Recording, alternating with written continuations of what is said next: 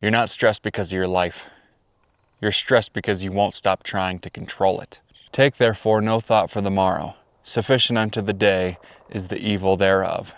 Matthew 6:34. The Bible teaches us how to navigate our lives. In this verse, it's simply saying, don't worry about the problems of tomorrow. There's enough going on today, so we need to be present with ourselves in today's worries. So many of us are so caught up in the future. What we think the future is going to hold, what we're worried that the future won't hold, and it keeps us from living in the present, and without the present, there is no life. Think about it. Have you ever stressed or worried yourself so much in your life to the point where it takes care of tomorrow's problems? Then why do you do it? Why do you keep burdening yourself with stress and worry and anxiety? I used to hear these things and call BS as well. How can I get anywhere in my life if I'm not thinking about the future? If I'm not planning ahead? If I'm not getting ahead in my mind what I think tomorrow is going to bring so that it doesn't take me by such surprise anymore? I was great at that one. But this verse doesn't mean to not care about your life. It's urging you to care about your life so much that you only focus on your present moments that you can control. The line "take no thought" in this verse doesn't mean to not think. It means don't worry or stress or obsessively control your life.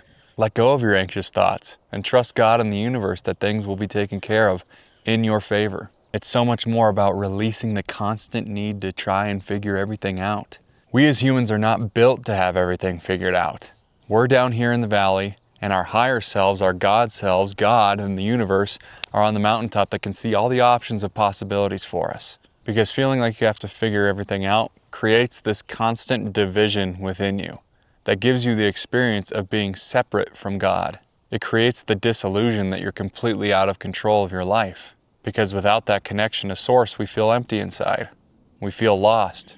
We feel abandoned and alone, which creates more anxiety and more feelings like we need to do more and push more and force more and figure out more and plan into the future more in order to have everything that we want to have and be everything that we want to be. It's not the thinking that's the problem. It's your need to control everything with it. Overthinking just keeps you stuck. When you're so incessantly focused on the future, you constantly think, well, what if this doesn't work out? What if I screw it up? Which creates anxiety, hesitation, and inaction. You don't move cleanly through your life because you're constantly checking in with yourself and with life. Are these circumstances perfectly lined up for me to now take action? Is everything perfect in the way that I need it to be so that I can finally relax and allow? Sorry, but it never will be. And that's not a bad thing. It keeps us learning, it keeps us challenged so we can continue to grow in our life. It's the bit of discomfort that we have that pushes us along to become more of who we are.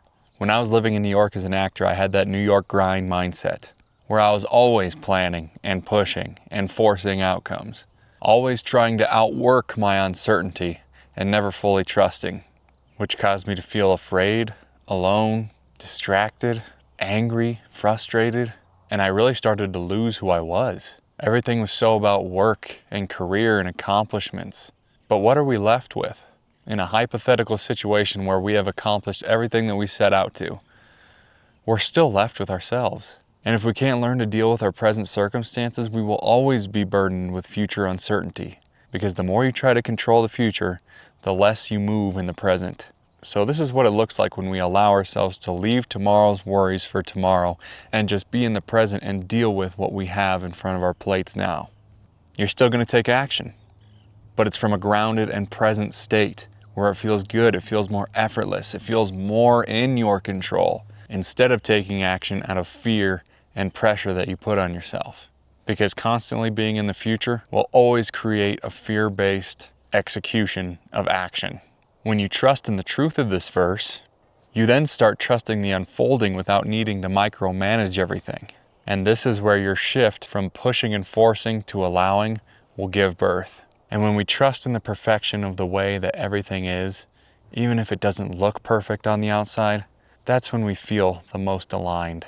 That's when we can truly move forward in our lives from grace and stop pressuring ourselves, stop putting so much on our shoulders that isn't ours to carry. And you become more hopeful in knowing that everything it really is working out for you in your favor, because you have the choice to decide that. You have a choice in every moment to decide what definition you give to any circumstance that's going on in your life. If you define it negatively, That's fine. There's no judgment, but you're going to receive a negative outcome because that's the only thing that can be reflected when you're stuck in negative thinking. It's not punishment when that happens, it's just physics. What you put out is what you get back. I love you guys very much. I hope this resonates.